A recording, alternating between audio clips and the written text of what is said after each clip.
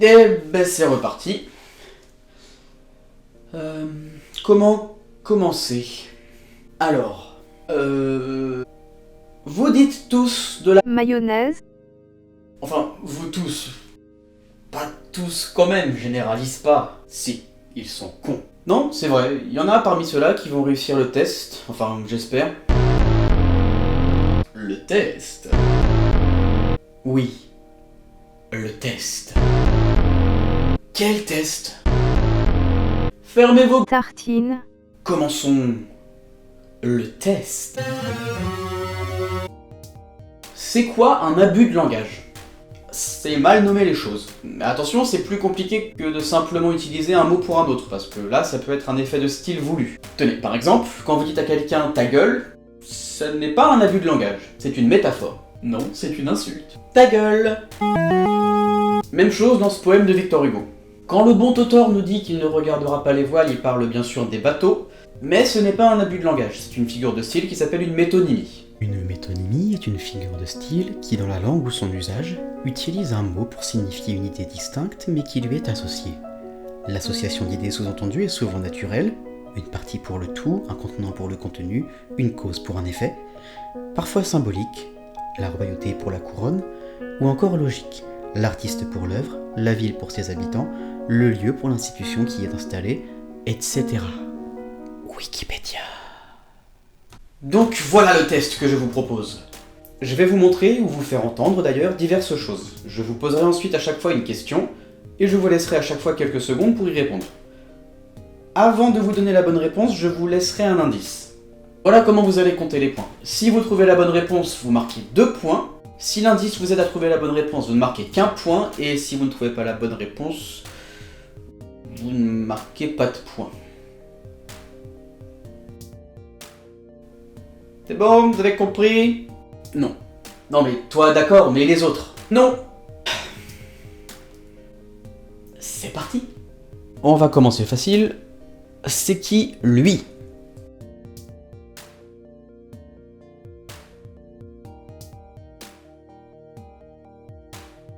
Frankenstein, dans l'histoire, c'est le nom du personnage qui crée le monstre. Lui, c'est donc le monstre de Frankenstein. Question suivante. Voici 3 extraits musicaux.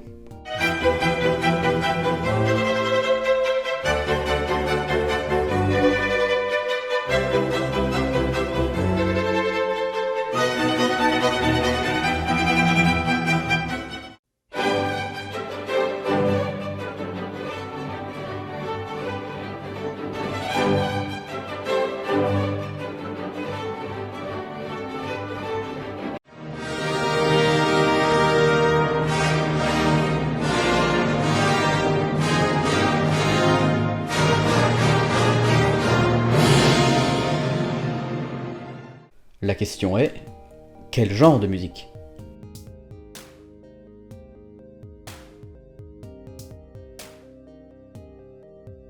Là, en l'occurrence, sans être un peu calé en histoire de la musique, il était difficile d'avoir la bonne réponse.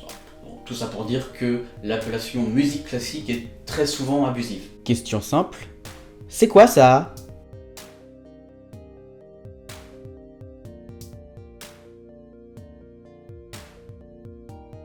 Eh ben non, c'est du ruban adhésif. Celui-là fait partie de la grande famille des noms de marques devenus non communs. Après, personne vous fera un procès pour ça, sauf les tordus peut-être. Et techniquement, c'est pas exact. Voici un schéma simplifié, très simplifié, réalisé par mes soins. Avant de vous foutre de moi, écoutez la question. C'est quoi le nom de ce gaz dont nous avons besoin pour vivre?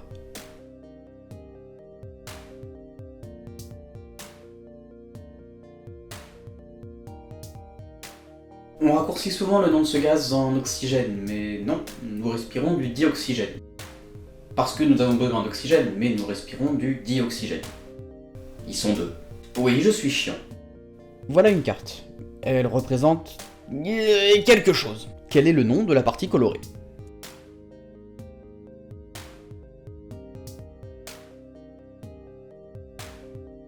Ok, celui-là est confus pour pas mal de gens, j'ai l'impression. Ça, c'est une carte de la Grande-Bretagne. Donc, Angleterre, Pays de Galles et Écosse. Basiquement, la Grande Île. Mais ce drapeau est celui du Royaume-Uni. C'est la Grande Île plus l'Irlande du Nord. D'ailleurs, en version complète, on dit Royaume-Uni, de Grande-Bretagne et d'Irlande du Nord. Logique. Autre question. C'est qui ce type? Pas de gros mots, s'il vous plaît. Oui, c'est Donald Trump. Et il vient d'où? Il fait quoi? Il habite où?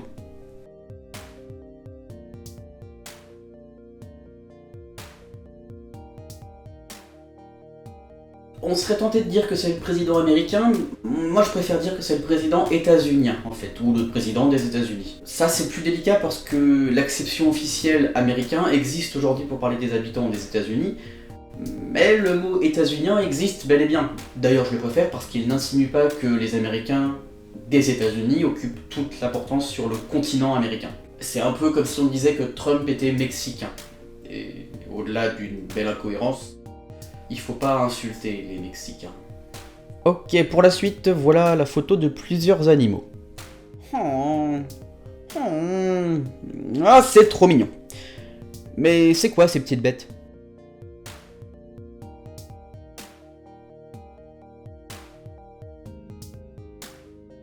Si vous avez répondu des animaux, ça ne compte pas. Si vous avez répondu deux mammifères et un oiseau, ok, ça compte pour un point. Mais si vous avez répondu kangourou, pingouin et dauphin, non. Vous avez là un wallaby, un manchot et un marsouin. Et toi qui te dis que c'est pareil, oui, toi là. Toi. Bah non. Ok, la question est simple. Il est où le problème là-dedans?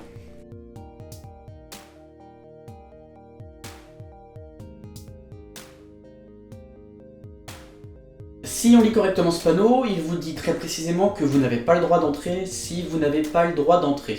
Heureusement que c'est bien expliqué parce que j'avais un doute. Là, on entre dans le monde ténébreux de la redondance et du pléonasme, le fameux jour d'aujourd'hui et le fur et à mesure, etc. Ben tiens, justement, etc. Autre question simple, je pense que vous avez compris maintenant. Oui.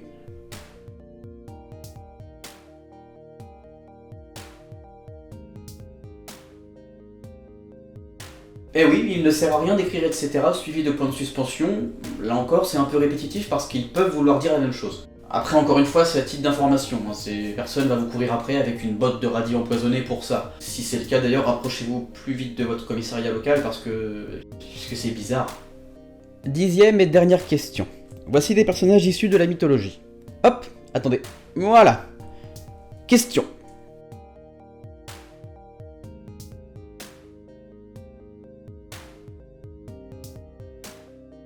Ce sont bien des personnages mythologiques, mais pas des personnages issus de la mythologie. On entend souvent parler de la mythologie, et par extension, on parle souvent de la mythologie grecque. Mais il en existe plein d'autres, scandinaves, chinoises ou celtes, et de toute façon, ces personnages ne sont pas issus de la mythologie, puisque Zeus, Hercule et Athéna sont issus de la mythologie grecque, et Junon de la mythologie romaine. Voilà quelques exemples d'abus de langage, donc. Résultat, si vous avez plein de points, désolé du temps perdu. Si vous avez peu de points, ravi d'avoir pu vous apporter certaines choses, et en conclusion, si vous avez un score entre 0 et 22, merci d'avoir regardé la vidéo. Faudra vraiment que je revoie mes fins de vidéo, moi.